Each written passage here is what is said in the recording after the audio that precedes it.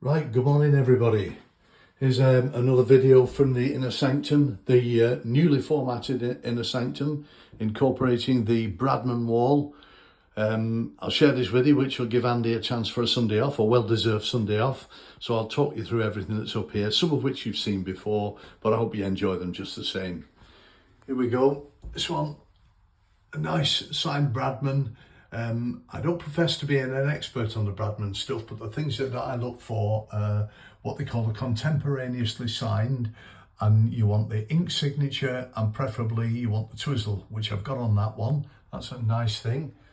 This one here, which I think is the 1938 tour, and you see we've got the nice pronounced signature there and a good photograph to boot.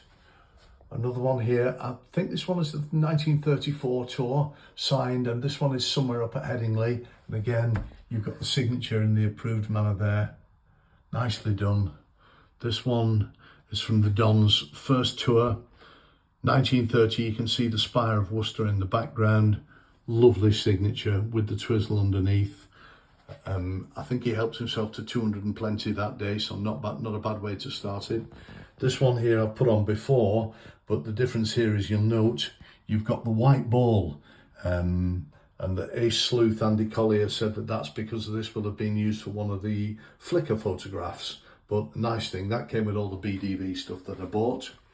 And we've got this one here again, which I've shown before, where this young man here has sent a letter to the Don saying, would you please get everybody to sign this card that I've sent you here. And the Don, who at the time would have been one of the top sportsmen in the world, has had the courtesy to put a note back on the letter and say, basically, sorry, I haven't got time to get all this done, but here's my signature. I've signed the card, which he's done front and back, and sent it back to him. So as a comment on our social and economic status or whatever, you wouldn't get that done today. I've kept all them together, and I think it's a lovely item. Move on here to the centerpiece, which is some pencil drawings by a Salford artist called Harold Riley. Now, he's done these in 1948, and he's done it at a match when Lancashire played the Australians. And if you look at it, obviously I've no videos and stuff, but he just seems to have captured the very essence of Bradman. Look at those there. Beautiful, simple things. And to put it in perspective, the gift of being an artist, he's 13 when he's done these. Absolutely superb. So a unique piece, something that I really enjoyed there. The only thing I would say is if you look at that drawing there and stack it up against the photograph, there is an uncommon similarity. The next part is the Archie Jackson column. I've got a column of Archie stuff outside as well. But here we have a nice press photograph with a cut piece. Archie looking to play one to the leg side there. A lovely Grip You promotional item of Archie walking out to bat with the studious Bill Woodfull. And nice, I think this photograph is from the 1932 tour, and he's put the full signature on here at the bottom, which is lovely. And down here at the bottom, the BDV card, which I also know Mr. Collier has his eye on. Again, lovely signature. I've got a full set of the BDVs out there as well. And a nice little photograph I picked up off eBay of, I think it's Archie and Ponsford walking out to bat, and it's at Hove. We've got a nice signed photograph of Warren Bardsley. A nice signed photograph of the General here, Charlie McCartney.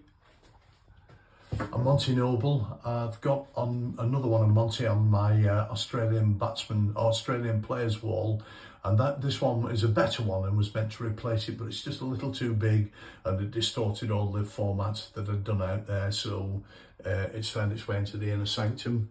Something that's completely different here, we've got what's called a lino cut by Linda and Peter Green, and it's one of 25, and I just thought it was a lovely thing, and it really sort of captured the essence of the press area at Lord's. So I kept that one in here. I don't know whether it'll stay there, it just depends when something comes along. We've got the 1930 Johnny Walker scorecard, nice things. And then up at the top, I have to step back here, but I'll move in closer in a minute. the 1901 Australia versus England at Sydney.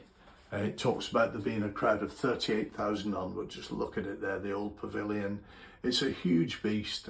It's 61 inches across, this thing, which is probably why it didn't sell first time at Tim's auction, but it's a magnificent thing. Very pleased to have that one.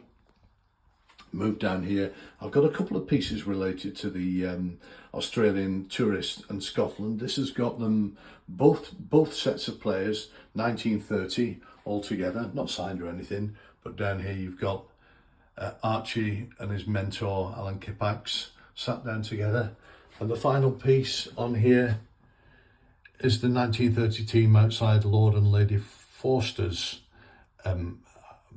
abode. It's signed by Lord and Lady Forster down here at the bottoms, and a nice thing. So there we have it, the newly reformatted Inner Sanctum. I'm very pleased I am with it too. Hope you've enjoyed that.